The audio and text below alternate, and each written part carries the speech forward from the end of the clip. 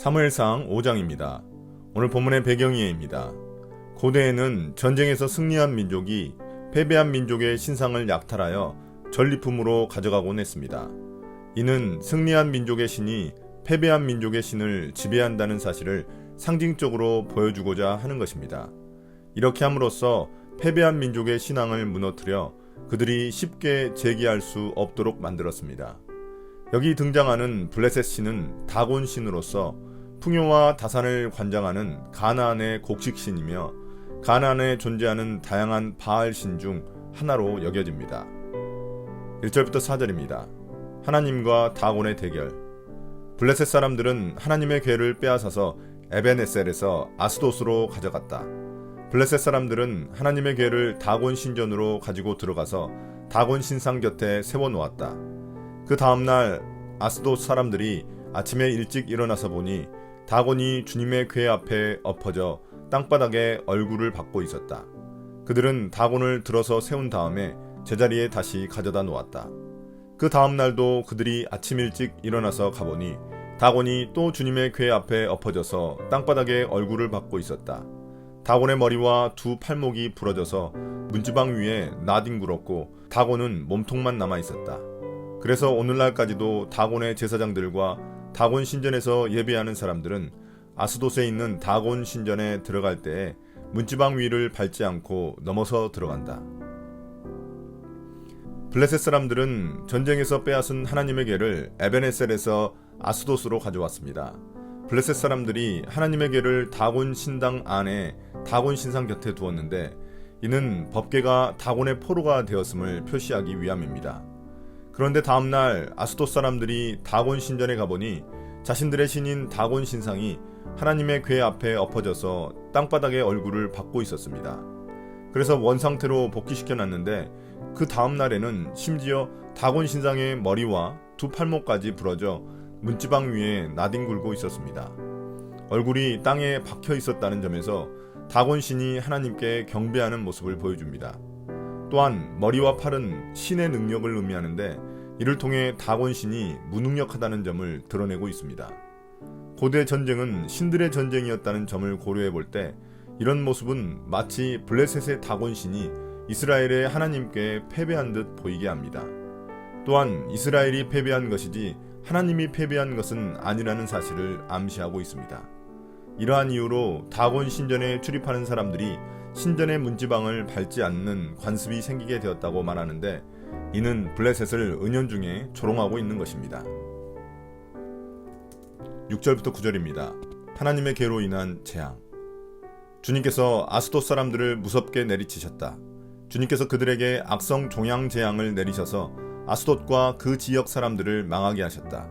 아스돗 사람들이 이것을 보고 이스라엘의 신이 우리와 우리의 신 다곤을 무섭게 내리치니 그 신의 궤를 우리가 있는 곳에 두어서는 안 되겠다 하고 말하면서 사람을 보내어 블레셋 통치자들을 모두 불러 모아놓고 이스라엘 신의 궤를 어떻게 해야 좋을지를 물었다. 블레셋 통치자들이 이스라엘 신의 궤를 가드로 옮기자고 하였으므로 아스돗 사람들은 이스라엘 신의 궤를 가드로 옮겼다. 아스돗 사람들이 그 궤를 가드로 옮긴 뒤에 주님께서 또 그 성읍을 내리쳐서 사람들이 큰 혼란에 빠졌다. 주님께서 그 성읍의 사람들을 어린 아이나 노인이나 할 것 없이 모두 쳐서 악성 종양이 생기게 하셨다.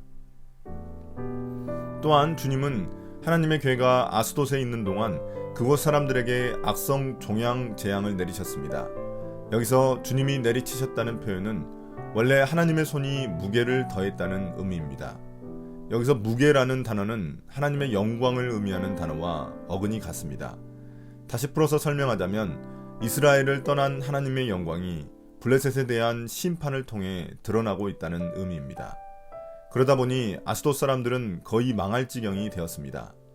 그래서 아스돗 사람들은 이스라엘의 신이 다곤 신을 심판하고 있다고 판단하여 하나님의 궤를 자기 땅에 둘 수 없어 다른 곳으로 옮기려 합니다.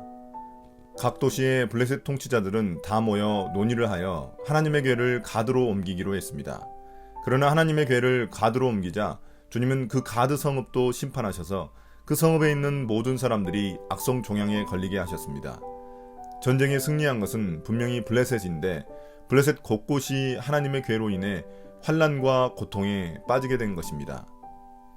10절부터 12절입니다. 에글론에 임한 재앙. 그러자 그들이 하나님의 괴를 에글론으로 보냈다. 그러나 하나님의 괴가 에글론에 이르렀을 때 에글론 주민들은 아스돗 사람들이 이스라엘 신의 괴를 우리에게로 가져와서 우리와 우리 백성을 죽이려 한다 하면서 울부짖었다. 그래서 그들은 또 사람들을 보내어 블레셋 통치자들을 모두 불러 모아놓고 이스라엘 신의 괴를 돌려보내어 그 있던 자리로 돌아가게 하고 우리와 우리 백성이 죽지 않게 해주시오 하고 요청하였다. 하나님이 거기에서 그들을 그렇게 무섭게 내리치셨기 때문에 온 성읍 사람들이 죽을 지경에 이르러 큰 혼란에 빠졌다. 죽지 않은 사람들은 악성 종양이 생겨서 온 성읍에서 비명소리가 하늘에 사무쳤다. 이번에는 가드 성읍이 재앙을 맞이하게 되자 블레셋 통치자들은 하나님의 괴를 블레셋의 또 다른 성읍인 에글론으로 보냈습니다. 그러자 에글론 사람들은 아스돗 사람들이 못 견뎌서 하나님의 괴를 자신들에게로 옮겨왔다며 울부짖으며 그것을 다시 이스라엘에 있던 제자리로 돌려보내라고 요청했습니다. 한편 하나님은 에글론에도 심판을 내리셔서 그 성읍의 사람들이 거의 죽을 지경이 되게 만드셨습니다.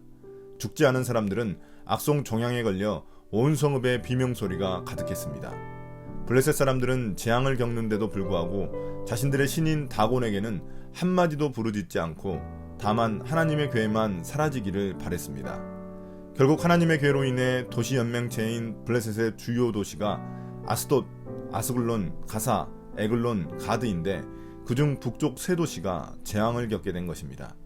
이러한 연속된 하나님의 심판 장면은 블레셋이 섬기는 다곤신의 무능함을 보여줌과 동시에 이스라엘이 드러내지 못한 하나님의 영광을 하나님이 홀로 스스로 자신의 영광을 드러내신 것입니다. 오늘의 묵상 포인트입니다. 첫 번째, 하나님은 누구신가? 하나님의 괴를 전쟁터에 가져왔을 때에는 하나님의 임재가 드러나지 않았습니다. 그러나 하나님의 괴가 빼앗겨 블레셋에 있자 하나님의 임재와 영광이 드러나기 시작했습니다. 이처럼 하나님의 임재는 종교적 의식이나 종교적 형식에 있지 않고 하나님의 말씀에 순종하는 데 있습니다. 이스라엘은 하나님의 말씀에 순종하지 않았기 때문에 하나님의 괴가 아무 소용이 없었던 것입니다. 두 번째, 우리에게 주시는 교훈은 무엇인가? 블레셋이 하나님을 만만하게 보게 된 원인은 그들이 강해서가 아닙니다. 이스라엘이 하나님께 불순종했기 때문입니다. 마찬가지로 세상이 하나님과 교회를 조롱하는 것도 우리가 하나님의 영광을 제대로 드러내지 못했기 때문입니다. 오늘의 기도입니다. 주님, 우리의 교만과 불순종을 용서해 주십시오. 우리의 순종과 삶을 통해 하나님의 영광이 드러나게 해 주십시오. 세상의 우상들이 하나님의 영광 앞에 무릎 꿇고 무너지게 해 주십시오. 예수님 이름으로 기도드립니다. 아멘.